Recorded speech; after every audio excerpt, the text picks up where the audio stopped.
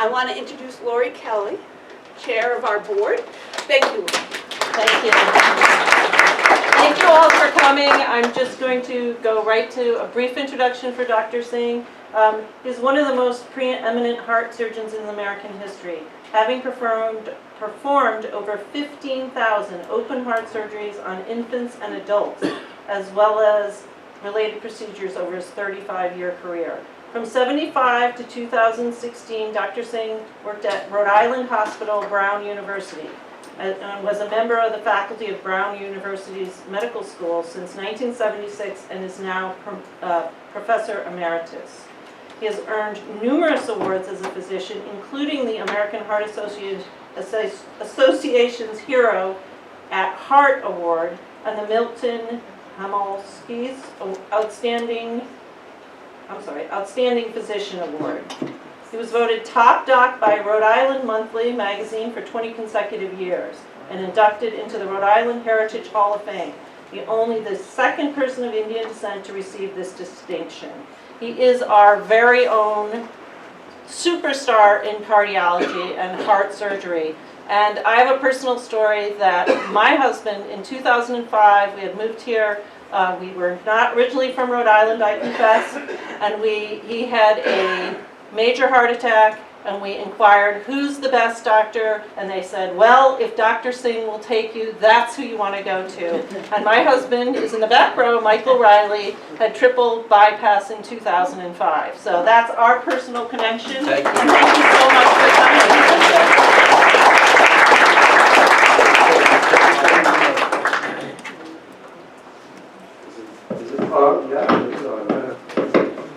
First of all, I want to thank you, entire staff of the library, Marilyn, Sherman, and Karen, and the rest of them, to inviting me. It's a pleasure to be here.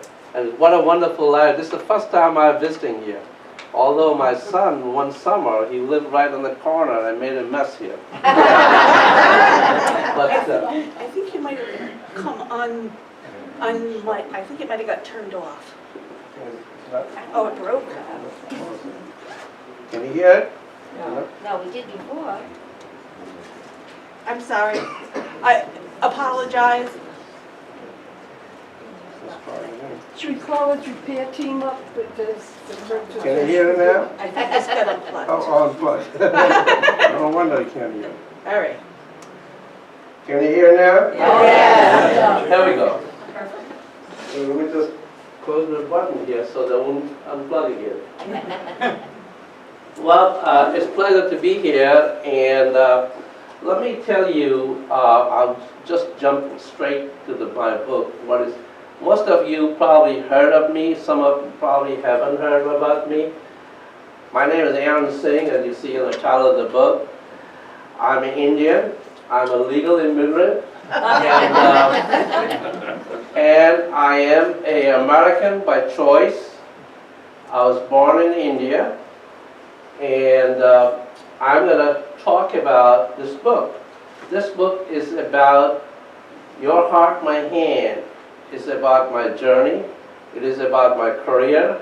This is about how patient impacted my heart and how I impacted theirs and the state of the healthcare.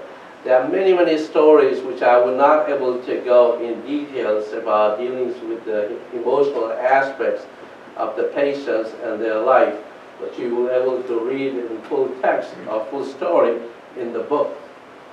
Let me go over let me take you to my journey, but before I take you to the journey, when I was a kid, I had a terrible injury to my hand that left a paralyzed hand. My mom, who only had a 10th grade education, she helped me to rehabilitate it. I was severely dyslexic, and I had a paralyzed hand for 3 years. I was not able to pick up my hand, anything.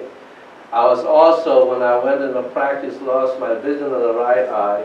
So here I was, come from a different world, different environment, succeeded to be a heart surgeon in this country and able to perform more than close to 20,000 open heart surgery. And how did I do it? What made me different? And what was the about my journey, and I'll take you to my journey and some of the stories. There we go. It's not moving.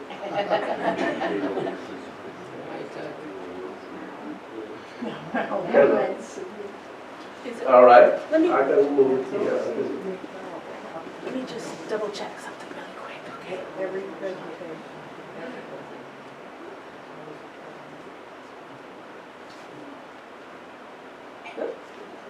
All right, No, It's being stubborn on us. that's okay, I can that's fix all right. this. That's all right. I can fix it. Marilyn can fix anything. Oh, okay. Just give me a second. There we go. Thank you, Ron. Well, thank you. Well, most of the heart surgeons in this country, heart surgery was rare, who came from, usually born in this country, the white male, no offense to my friends, they went to school at the private academy, Andover. They came from the Fairfield County, Marin County, Westchester County. They had perfect SAT. They had a perfect set of teeth. They were great golf players, and they have big trust in case they fail. But here I am. I came from this world. You see that? This is where I come from. I was born in India, and as I said to you, let me just see, this is my home. This is where I grew up.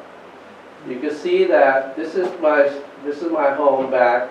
This is the alley where the waters were dirty, the drains were not working. You can see that the animals were fighting for the garbage to eat, and this is the area, this is my home, this is my world. I had, as a child, every disease you can know of. I had the chicken pox, smallpox, malaria, typhoid, every disease. I saw the kids in the neighborhood dying. I saw the people suffering. This is where I grew up.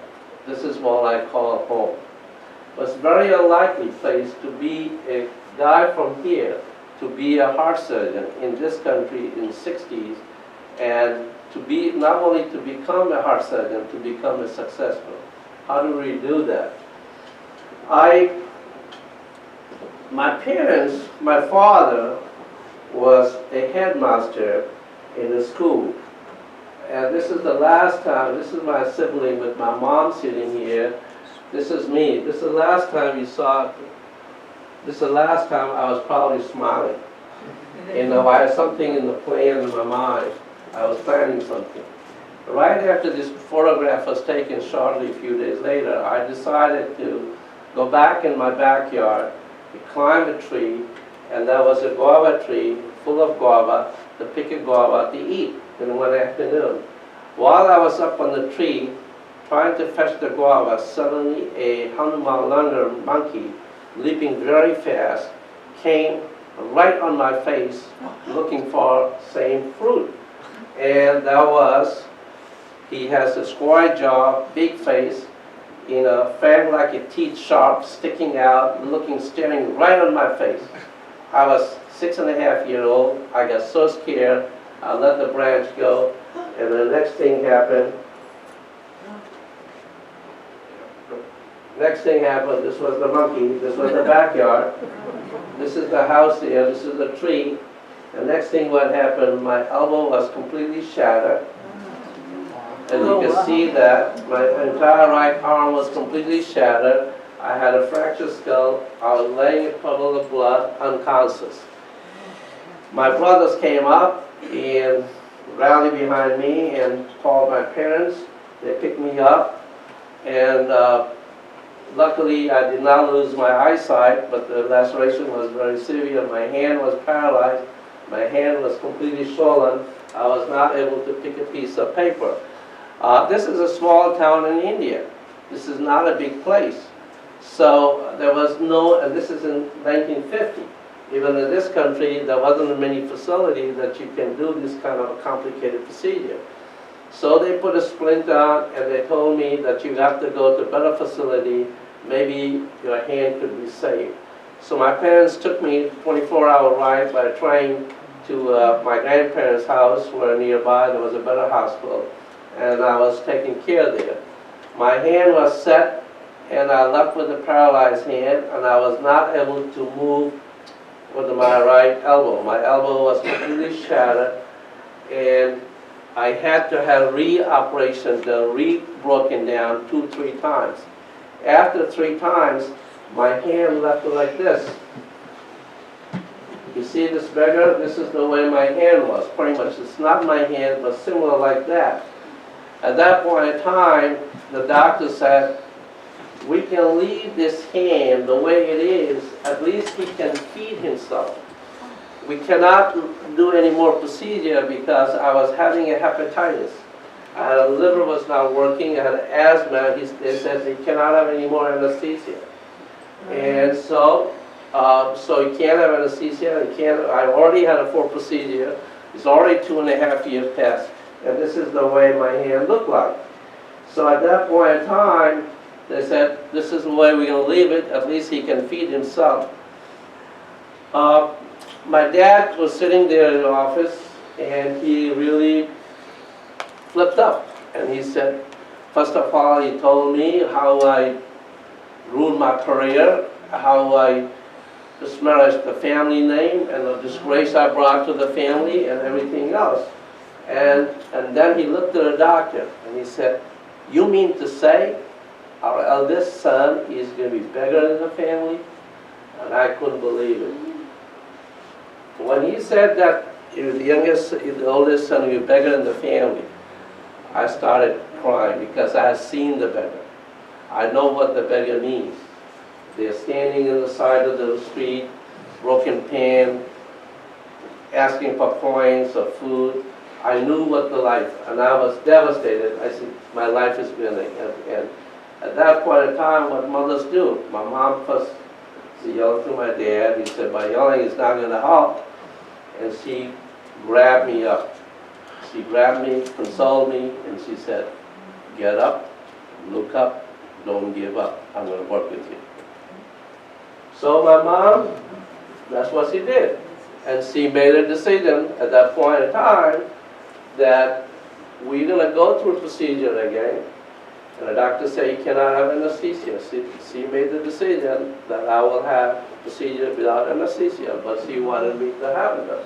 So next morning I go to the hospital, wide awake, knowing what's going to happen. 3 strong men held my feet and an arm, and one guy sat on my close to the chest. The doctor grabbed my hand and snapped it like a bamboo stick and made a clicking noise. I tell you, I had so much pain I must have screamed that you could hear all the way to Taj Mahal. I had nightmares for many years. The scene. Finally, my hand got straightened out, but I had because of paralysis, I had a marked muscle weakness. So even the hand was, and I started some movement, but I needed rehab. In 1950, there was no rehab in India. There was not even a small town here. There was no ultrasound, there was no air conditioning, there was no TV, no elastic band, no massage therapy. There wasn't anything there. You know, there wasn't anything there we could do. So the doctor said, we need to have him some rehab. And Mom said, how do you do that? And he said, well, we need the machine, and so we don't have it. So they figured it out, my mom figured it out, that how to do the rehab.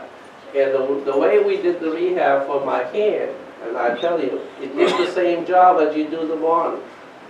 They took a big bag and put a brick in there and tied it up and tied up my hand. And I would stagger every morning, so you would follow me, block the street, I would walk around, stagger like an inmate in penal colony, you know, dragging the full of brick bag on my back.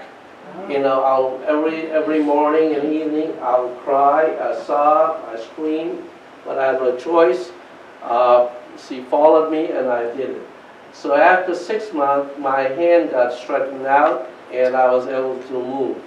So it took me 3.5 years, close to it, that I did not go to school at all. My mom was only 10th grade educated, and she tutored me in the home, besides taking care of other 3 kids. And so whatever she knew it, she did that and helped me. So after that, my hand was able to move, but I still didn't have the grasp. So what she would do, she would take me to the windows. And the windows in India, they have crossbars and horizontal bars so that intrusion doesn't come. She will lift me up about 3 feet from the ground. I will grab the window and I will be hanging there for 15, 20 minutes in the morning and the night. People passing by will say, well, it's a nice way to punish this kid. He must have done, he must have done something bad. But anyway, and I screamed and I was jealous. I was seeing the kids going to school. I saw kids playing, and here I am morning and night. I have nothing else to do but look forward to carrying a bricks or hanging on the window. That was my. So anyway, I was able to do that, and eventually once my hand got better, I was ready to go to school. So when my time came to go public school, that was the month of September. School starts in India in June, end of the June. So school was already full, class was full. So I could not get into the class. So they said we'll have to wait till next year. So here my hand got better, yet I don't have a place to go to school. There's no seats there. So I have plenty of time, and I was bored, I was mischievous, I was very inquisitive. Then a lot of my behavior was inappropriate, but I was very jealous and extremely anxious and rebellious nature, so I tried to do things. So what I did, I hopped around the train, okay? I hopped around the train without paying the tickets. I'll go there, ride, and come back. I did not pickpocket it, but I tell you, I staggered around the streets, I rolled around the markets, I squatted around the alley. I was like an Indian dodger, you know. I would walk around and I was do everything I could, and I took a pride. People say this is a bad kid. I took a badge of honor to people who leveled me that. But that was my behavior because I had. And then I got interested in.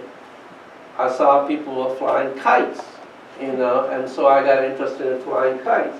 You probably all heard about it, read about it, the kite runner. And let me tell you, the kite flying in Southeast Asia is a very competitive sport. It's a beautiful sport, but it's a ruthless, heartless, and a very competitive sport. And I suddenly got good enough flying a kite, and they have a tournaments every fall or every spring that you participate. So in my group, the junior level, I became very good, and I started participating, was ready to participate. You know, the basic idea of the flying kite is that the basic aim is to plummet it, you know, you stack all the kites on the line, on the competitive lane, and plummet it to the ground. A single kite aloft is a challenge to a neighborhood, unspoken challenge to a neighborhood. Bring it on. So it's a very competitive sport. So one of the kite I was flying one day, this is the kite I used to fly, in black and red. And no longer these kind of kites are available, now it's all commercialized with a picture of the presidents and movie stars and things like that. But anyway, this is the kite I used to fly. And so I was in a tournament, and you have to position a little bit just like a baseball, on mount, higher location, higher height, so you can leverage the kite string faster, so you can And the idea is to cut all the kites as much you want in the sky, and you want to be single kite aloft in this space, so you'll be the champion. So I was doing a beautiful day, and I was having a great fun. I positioned myself on the corner of the ditch on a pole, and I was ready to do, and I was doing very well, until suddenly a kid comes, he says, watch it, there's another black kite coming, he's underneath you, he's going to cut you. I realized that he's in a better position, and he's going to cut my kite. And I completely forgot the scene, or completely surrounding where I was standing. I pulled my kite forward backwards, and I stepped back on the pole, and the pole broke, and I fell into my ditches, about 3 feet ditches. Wasn't too high, but there was 3, 4 feet ditches. My kite was gone, kite was cut, and I fell down, and this time I broke my right hand. So my right hand was completely broken now. I'm sorry, the left hand, the first time was the right hand. The left hand was broken. So the kids are going around and telling ran up to my home, and they said, he's in the ditches, broke his hand. Mom wasn't there, Dad was there home. He had enough of me, and he said, leave him there. We're not going to pick him up, leave him there. Finally, Mom came in half an hour later, she picked me up, they took him to the hospital. So I had to go through all over again and again. And it wasted my, so basically, I missed every schooling, middle school, lower school, entire my career in my life. But meanwhile, I was being tutored by Mom, I was reading it, I was frustrated, angry, whatever term you want. If I was growing up here, you would say he's full of it, a piece of work, or I would have been a juvenile delinquent court in some justice court, juvenile court. But anyway, so I eventually next year I was tested, and I got into school. And when I got into school, I wasn't interested in school because I had missed all of these playing things. So I would cut the corner and go out there and entertain myself. But I was able to manage and pass the high school. Middle of the grade, nothing great. I was not a great student. And I went to the college, and again I did the same thing. I was very young, premature, and I was more interested in planning than studying. And I got into college, I graduated there, bachelor there, and even that grade was not that great, but I did very well in biology, and I somehow got into medical school. And this is a picture of me when I graduated from high school. The reason I'm showing this picture here, you see my elbow. It looks like this is not, at that time I was not able to stretch my hand when I was in high school. This is the only picture I have. You can see that it's like a wooden stick, like a hockey stick. This is what and so I finally got into somehow I got a medical school. I was only 16 and a half, less than 17. And everybody was surprised and shocked. How the hell you get there? We got there, But at that time, my parents didn't have money to pay them. That's like people do nowadays. They pay them off and get into college. So we didn't do that. I had to pass the test, and I did do that.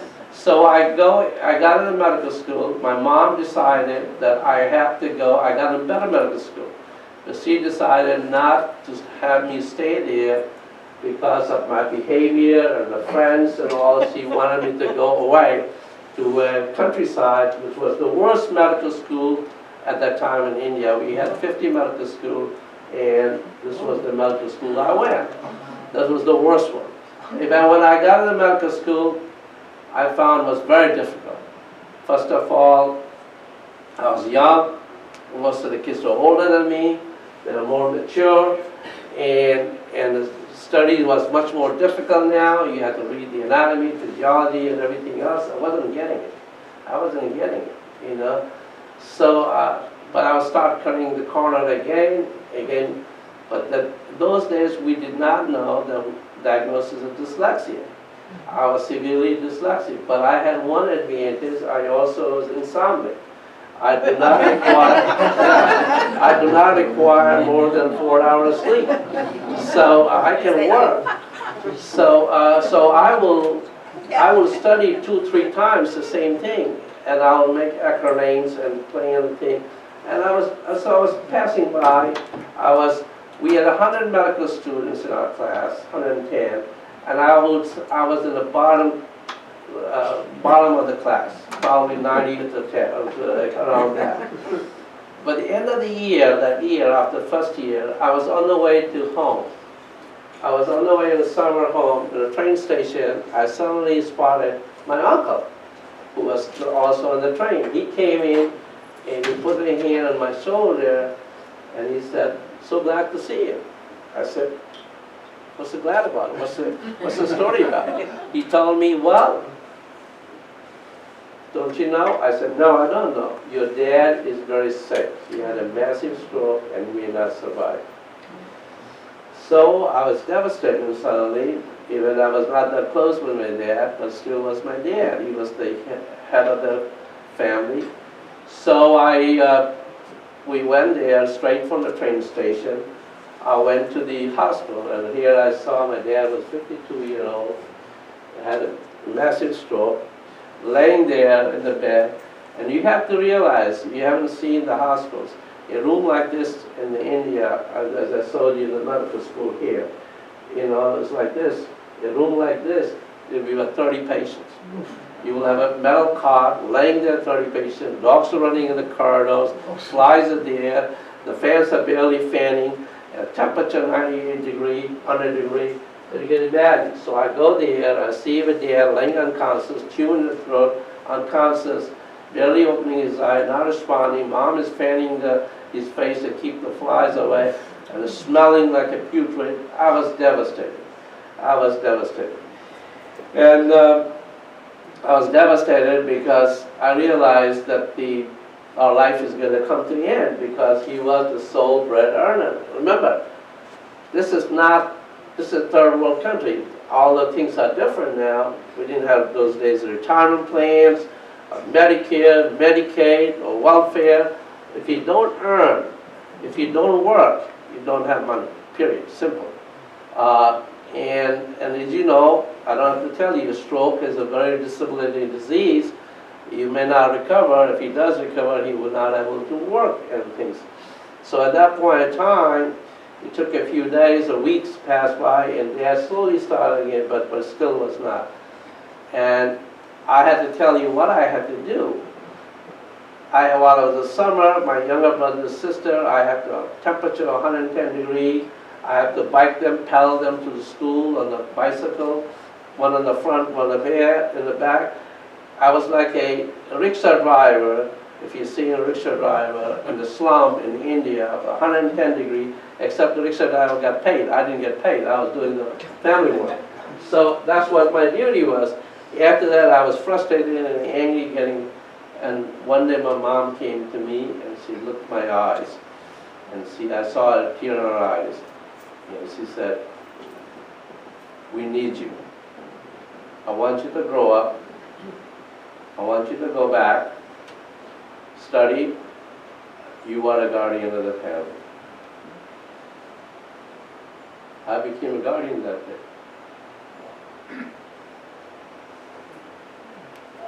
I was 18-year-old. I took the entire responsibility for my family. I became a guardian for my sister, and I knew what Mom was looking. She realized she can't get a job. She had 3 kids. How she's going to support it?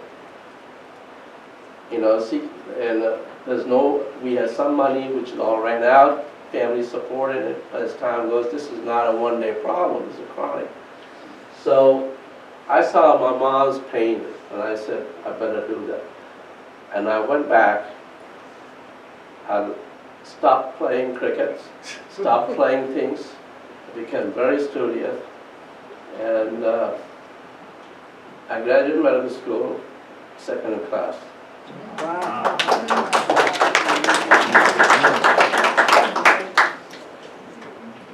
So when I graduated, I had a choice to stay back home in India or come to the United States.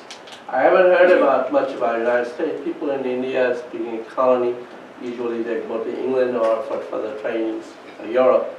But I heard about the United States from one of my professors who had recently come from. So I said, we're going to go. And one of the reasons we decided to go to the United States, come in, while you're getting trained, you get paid.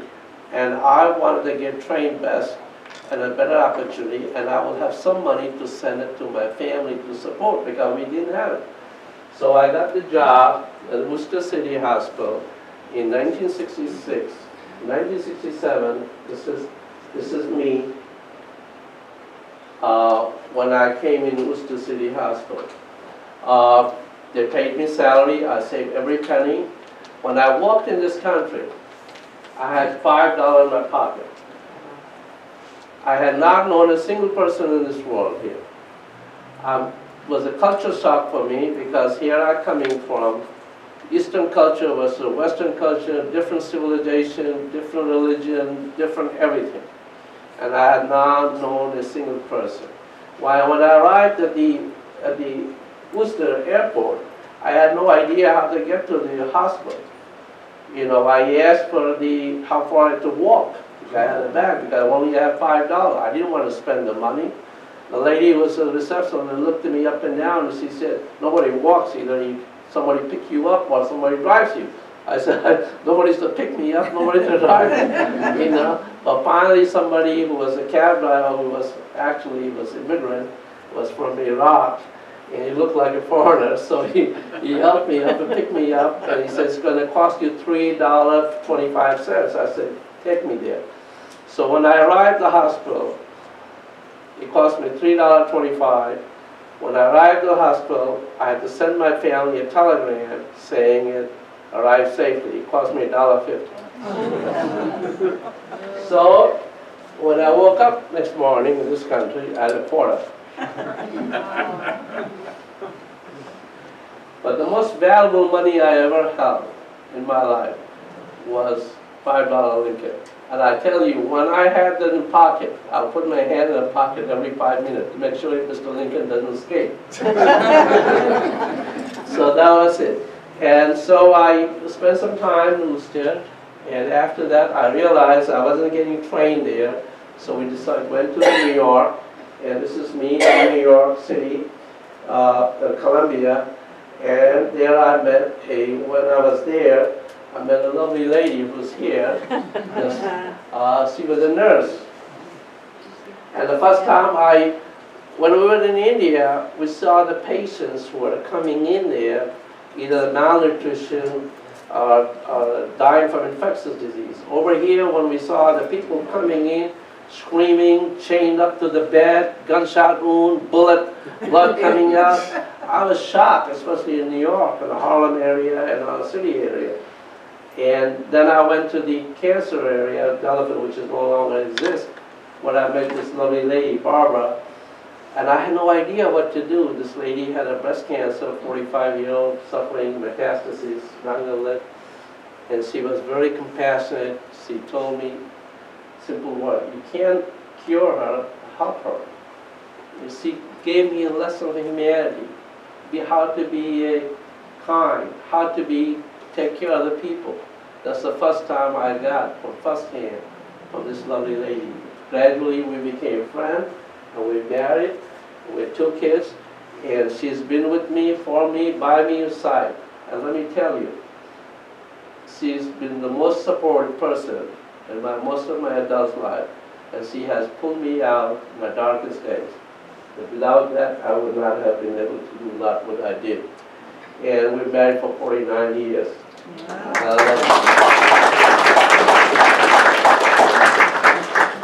You know, and after that, I went to London, got trained more for pediatric heart surgery, came back. Let me tell you, it was not easy. Because it was not easy at that time because here I am, an outsider, invading to a controlled environment which is people want to control. It's no offense to, but that's the way the reality is. There's no offense that I'm thinking about telling anybody that they did, but that's the way with the culture.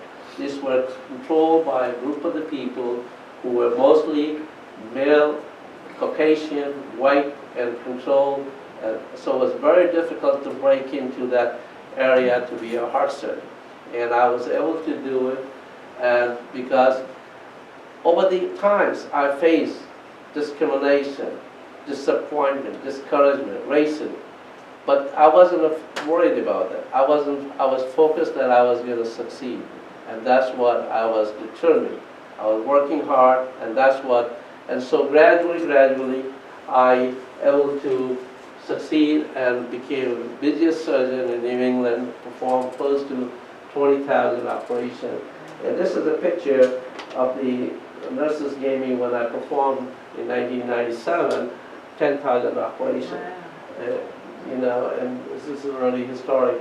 But over the years, people ask you, how did the patient impacted? How did, what happens? These people, did Dr. Singh has any heart? Does he talk? Do we have anything, But let me tell you, I have a heart just like anybody else. I do have blood flow in my veins just like anybody else. As one of the great baseball players said, control your emotion, emotion will control you. When we work on the heart of somebody, we focus on the organ, not the person, because that doesn't mean I'm indifferent to a patient's suffering. That doesn't mean I'm indifferent to the patient's suffering or pain.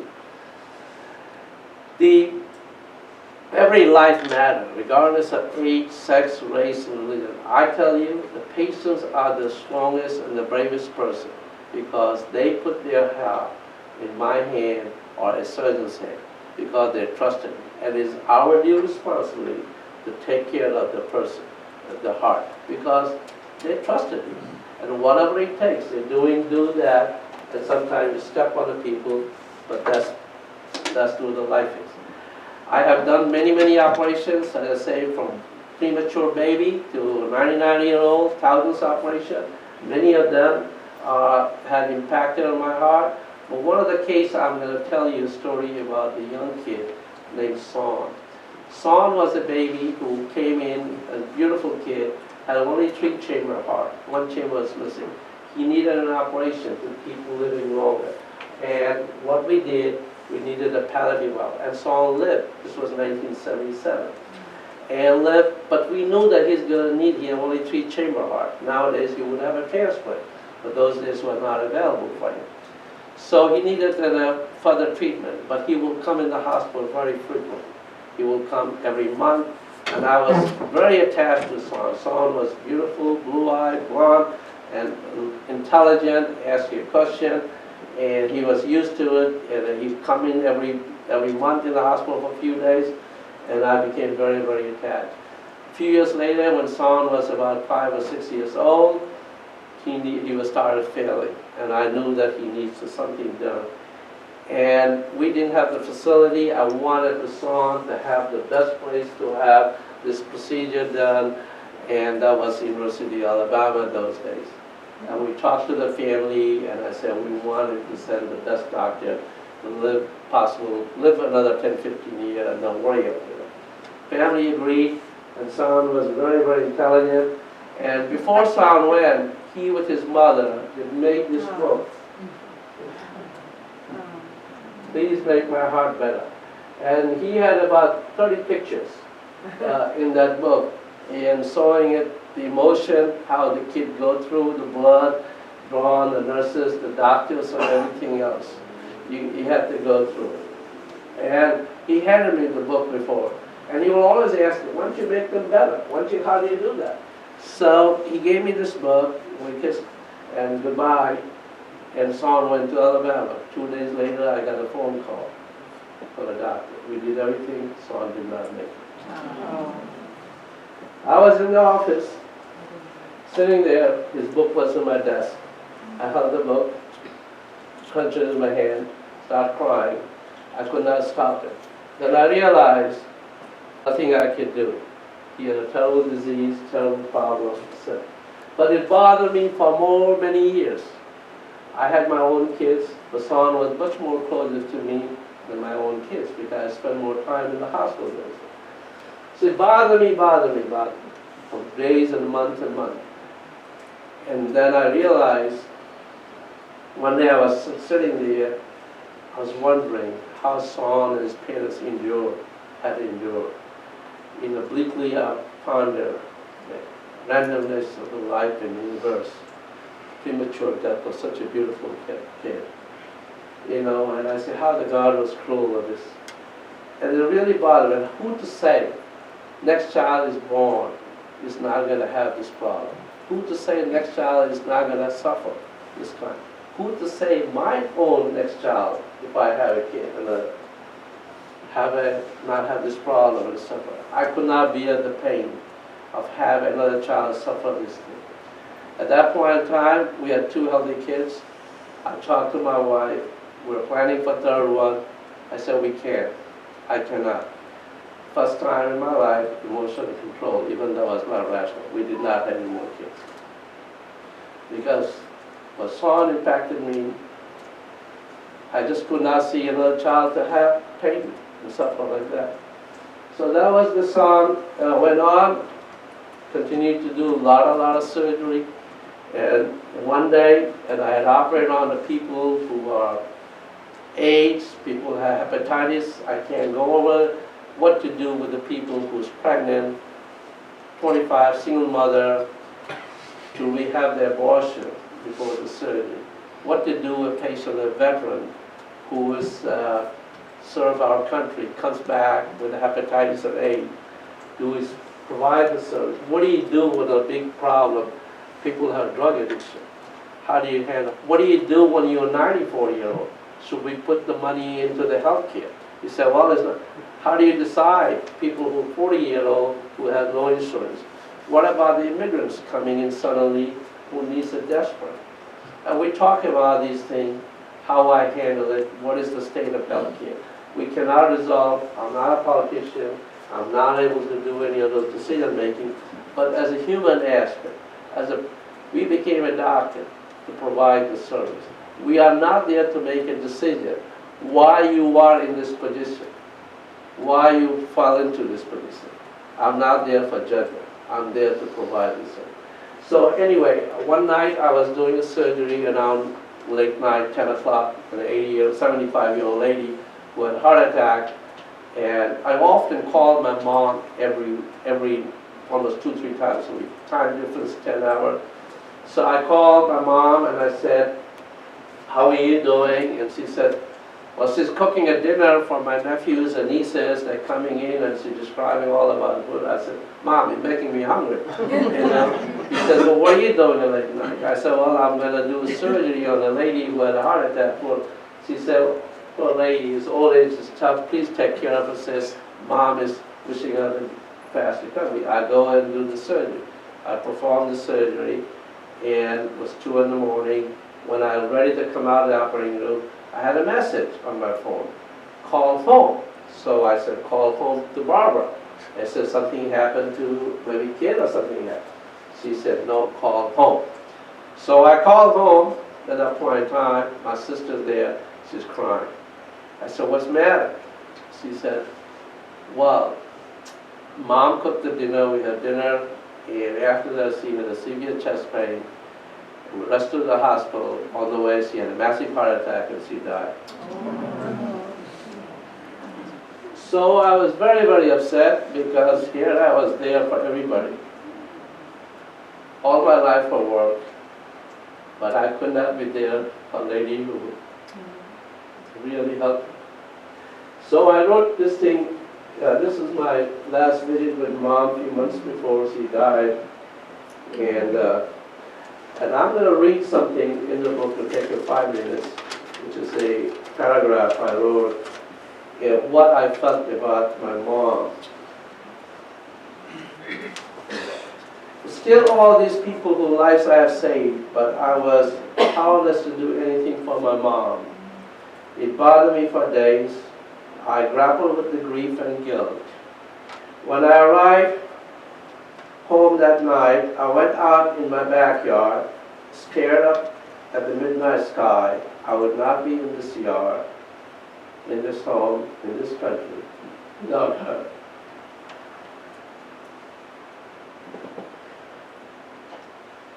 I reflected as he had put me on a plane to Worcester in 1966. As the death of my parents was due, Mom passing made me reflect my own life. There was no way I would have become a physician or a surgeon.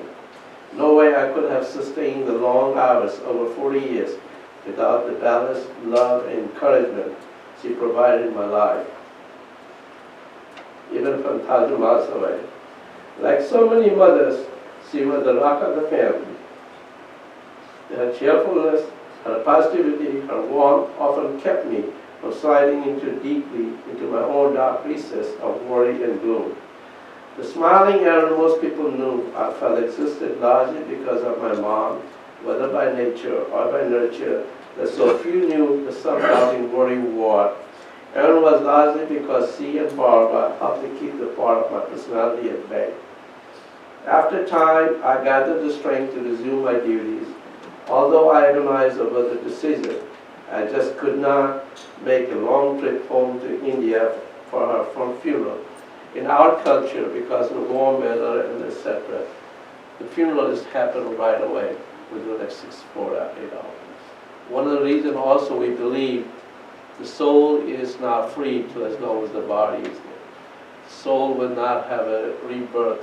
So that's the reason. I was able to pray for her soul with the Hindu priest on the phone before her cremation. Some years later, Barbara and I visited Varanasi. Varanasi is the holiest city and the Ganges run in India. Mark Twain, when visited there, says the city is older than dirt and the history. And that's the holiest city in India on the banks of River Ganges. And this is what we visited there, and this is what we saw. While both my parents were religious, I had not been the most observant Hindu, but I must say, for both Barbara and me, the experience was powerful. We walked down the ghat. Ghat is the steps. Ghat is the step. It's the steps here. The steps. The several steps that led to the Ganges, where we were rowed out into the river on a small boat. We placed the clay pot holding my mother's ashes in muddy, polluted, but only beautiful water. That's fine. It is said that those whose ashes were placed in Ganges at Varanasi will achieve that is nirvana. The day I prayed for a kind and loving woman who was my mother, and hope that I could continue to channel her strength and cheerfulness in the years ahead. As it turned out, I would need every bit of it. So that was my mother. I wrote about her book.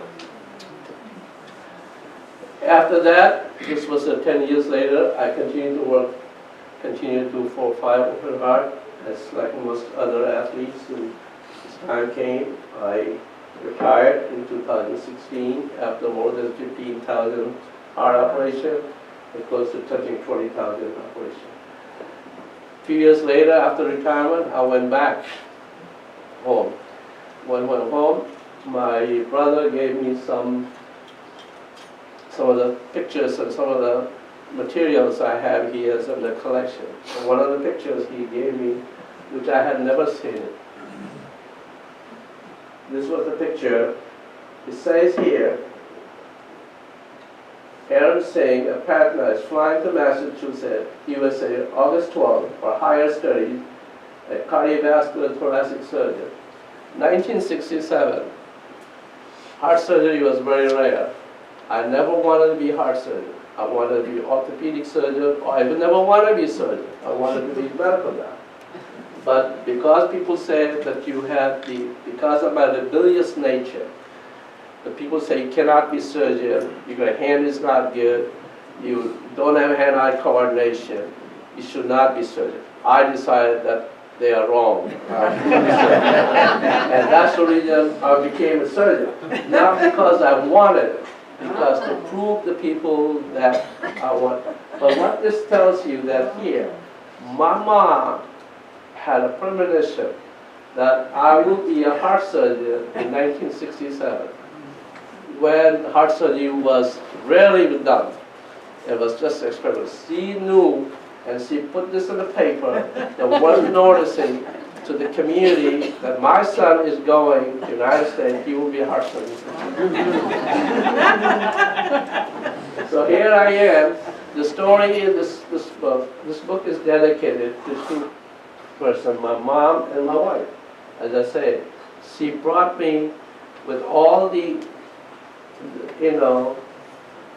problems. She gave me a positive attitude. And Barbara, she helped me more than anybody in my adult life and pulled me out of the darkest bed. So my mom, despite all the negativity, she gave me all the discouragement I had, disability. She gave me a positive, be positive and do things. This book is about for anyone, for everyone. This is not a medical book. It tells you again, the American dream is still alive and well. If you work hard, you have a grit, you're determined, you focus, even you have some discipline, you will overcome discouraging obstacles.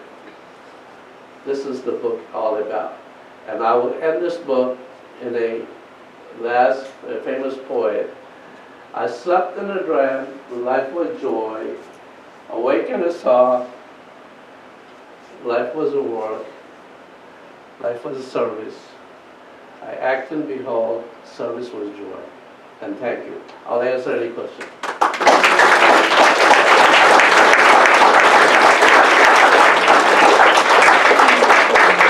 I'll answer any questions. Yeah, go ahead. As a nurse that worked at Tufts with children that were very ill, I once saw a surgeon absolutely sobbing after a patient had a heart surgery and passed away. How do you support families and members of your team when a patient actually dies? What can you best do to help that family carry on? Well, there are two parts of it. The one is the loss of the sibling to the family. You can never replace it. And it's, I have lost, as I said, I wish I could say each and every patient I operate survived. The reality was not. It's very difficult to console the loss of a kid because they're just newborn, they're helpless. And they are more pain, I have to tell you, I lost patients, adults and kids and everything else.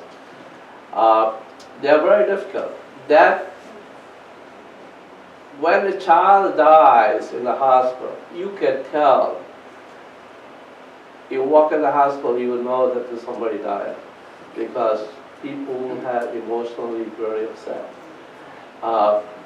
You try to console them as much, but it's never able to, as a physician, we carry their pain for the rest of our life, but we have to move forward. If we don't, we will not able to do the job.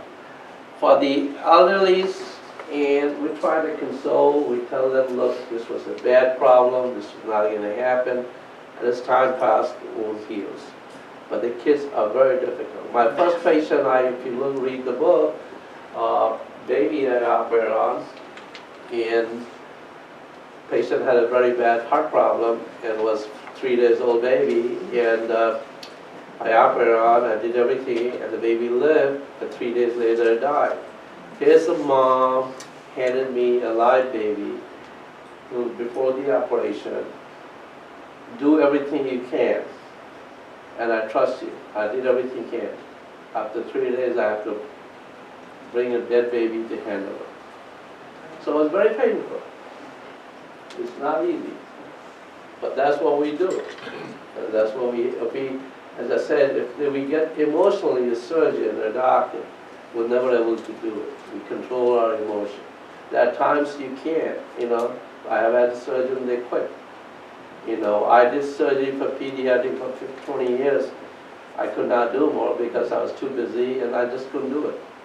There was too much involvement, so that's what we handle. We have social service and everything, but the loss is lost.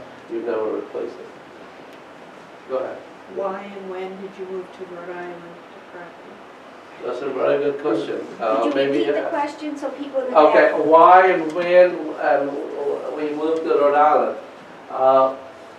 Probably I shouldn't have, because I would have made more money somewhere else. I tell you, why we moved. We lived in New York, and I said, you know, and my wife is a New Yorker, and so when we came in here for training, we loved it very much, and I left here to go to London. So when I was in London, I had a 2-job opportunity, one in Boston Children at Brigham, and one was at Rhode Island Hospital. And we elected to come to Rhode Island Hospital because my wife, as most women do, she said, we like living in Rhode Island. It's a nice place to raise kids. We don't want to go to Boston. We live in a big city. So that's what happened. So that's the reason I came to Rhode Island. Even I had a tough time here, but eventually, if I look back my journey, it has gone well. You know, all of those things, discrimination and all disappointment, it has gone well. Most of the surgery, career, on the balanced life. So I have no regrets. Yeah. In the book you mentioned that since you've retired, you've had dreams about surgery all the time. Are you still having those dreams? Yes, I do, but lesser.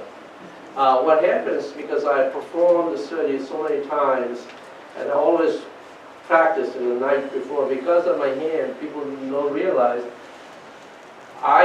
you read in the book, well, it's a lot of details there, how I kept fine, because this type of surgery I did, it requires not only cutting, it's a precision. Highest dexterity, highest quality, hand-eye coordination, and immediately, etc. How did I do that? I practiced when I was a resident later part. I saw the pillow every night. And let me tell you, my pillows in the house were better embroidered than the many pillows you see in the Paris Hotel in New York or Paris. That was that. Later on, he said, did I do that? Believe it or not, a lot of people don't realize I still practice till about the 70s, just cutting and sewing in the night, because they keep my hands. So that's what I did.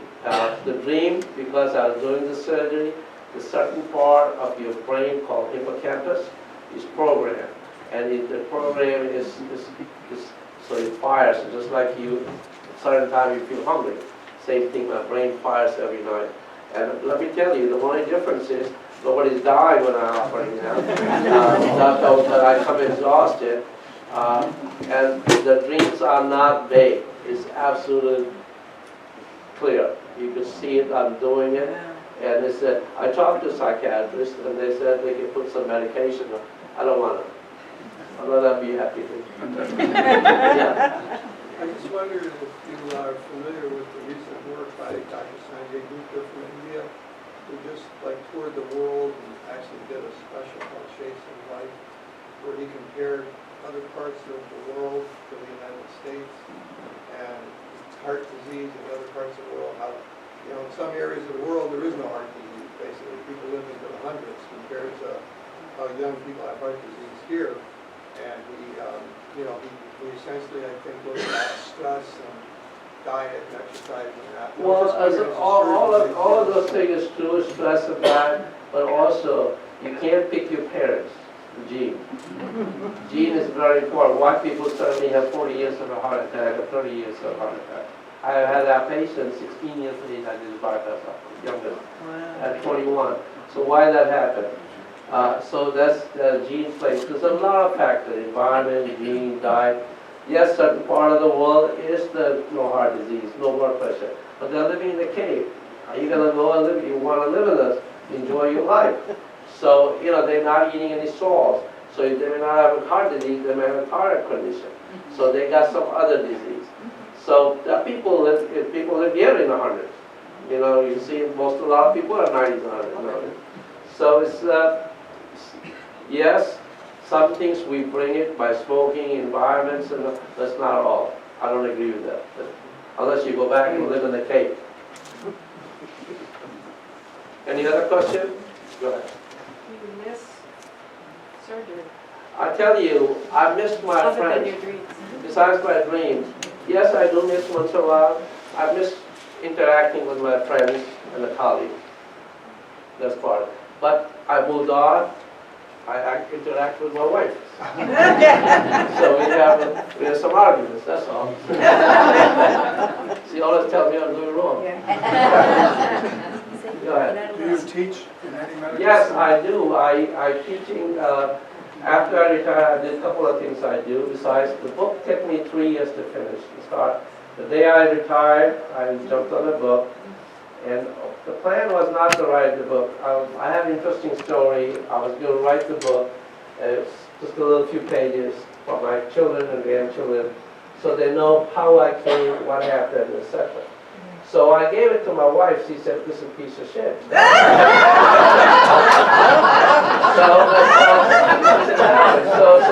what did you do to go back? So I went back and started doing more elaborate, and he ended the book. So he ended the book, and it really took it 3 years to finish. And I tell you, during that time, also what I do, I teach a physician assistant program at the Bryant University. I teach the Brown medical students, and I also work, which any of you are not aware, they do a wonderful job, and they don't get enough publicity. Rhode Island Free Clinic, okay, which was started by Casey's wife. Okay, Stephanie started that, and that's people who have no insurance, and a wonderful doctor, including me, they go and we see that, and I do go see them. And I want to tell you, we don't know, and most people don't know, CVS fills every prescription, and right here, and women infants does all the testing free. I just want to, I'm not promoting it, but that's the fact. Most people don't know. They fill every medication while we write. Go ahead. Yeah.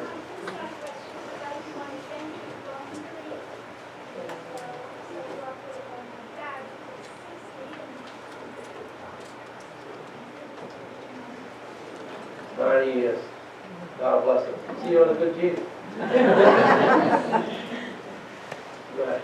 Who was the genius that came up with the title for the book? It's a group effort. The initial title was Your Heart, My Life.